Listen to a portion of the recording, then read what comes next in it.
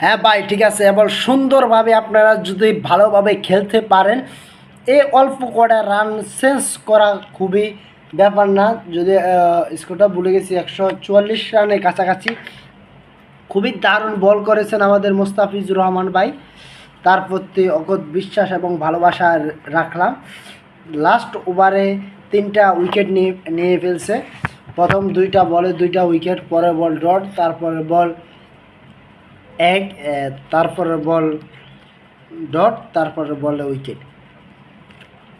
5 run দিয়ে সর্বশেষ ওভারে তিনি যেভাবে কামব্যাক করেছেন, খুবই দুর্দান্ত হয়েছে তার ওভারটা মোস্তাফিজুর রহমানের, বিশেষ করে বলতেই হবে।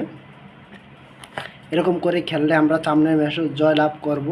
এই ম্যাচ আশা করি ব্যাটাররা যদি কোনো ব্যর্থতা না দেখায়, তাহলে অবশ্যই আমরা জয়লাভ করব।